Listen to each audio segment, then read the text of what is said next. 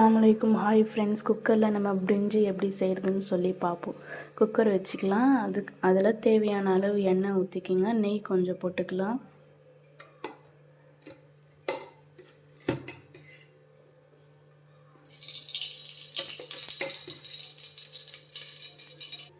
எண்ணெய் ஊற்றியாச்சு. பின்ன நெய் கொஞ்சம் போட்டுக்கலாம்.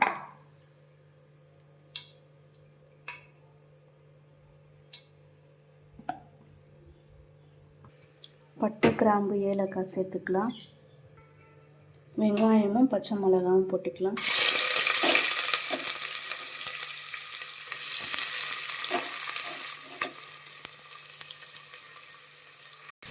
நல்லா வதங்கணும் கொஞ்சம்.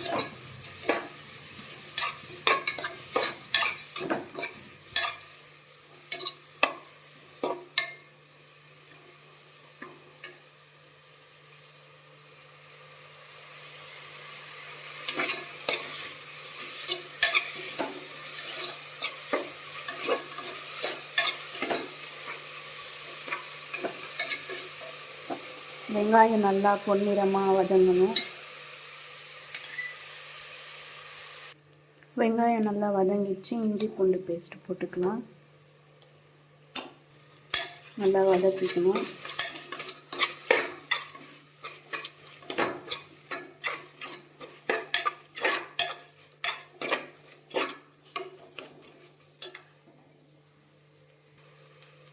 தக்காளி போட்டுக்கலாம்.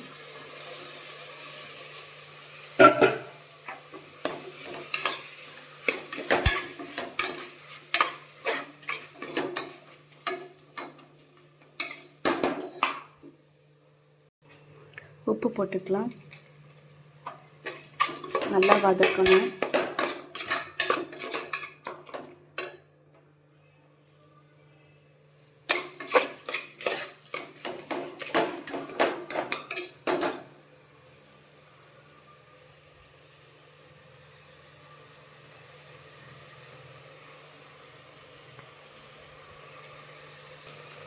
நம்ம புதினா கொத்தமல்லி போட்டுக்கலாம்.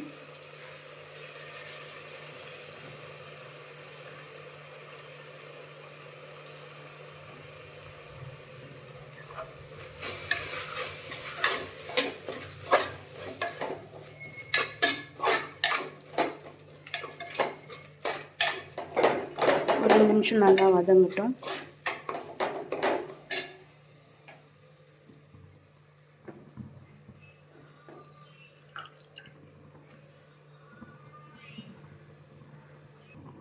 டூ மினிட்ஸ் நல்லா வதங்கட்டும்.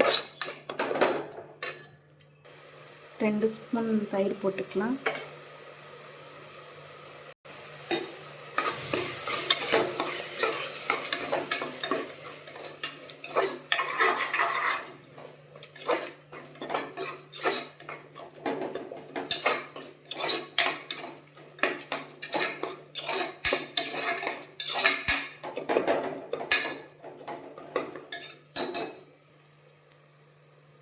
மிளகாத்தூள் ஒரு 1.5 ஸ்பூன் போட்டுக்கலாம்.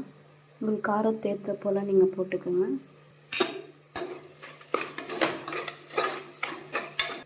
வாங்க இப்போ வெஜிடேபிள்ஸ் போட்டுக்கலாம். நான் பிரிஞ்சி செய்கிறதுக்கு பீன்ஸு, பட்டாணி, உருளைக்கிழங்கு, காலிஃப்ளவர் போடுறேன்.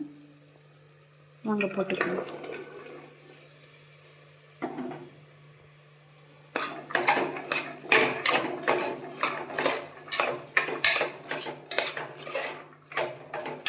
ஒரு 2 நிமிஷம் நல்லா வதங்கணும்.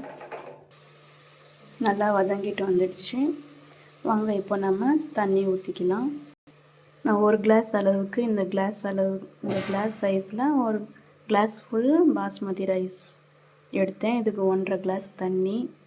1/2 ஹவராக ஊற வச்சுட்டேன் பாஸ்மதி ரைஸ். 1 கிளாஸ் அரிசிக்கு 1.5 கிளாஸ் தண்ணி போடுறேன்.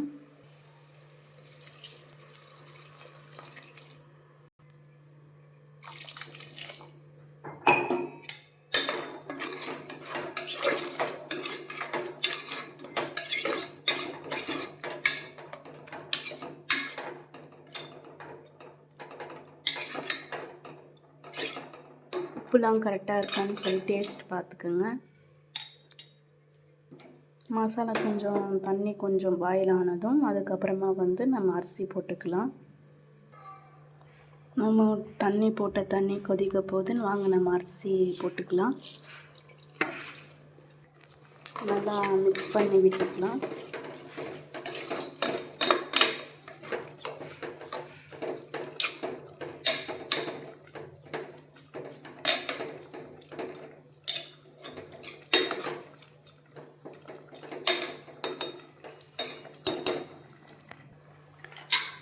குக்கர் க்ளோஸ் பண்ணி 2 விசில் வந்ததும் ஆஃப் பண்ணிக்கலாம். 2 விசில் வந்துடுச்சு. நம்ம குக்கர் ஓப்பன் பண்ணிக்கலாம்.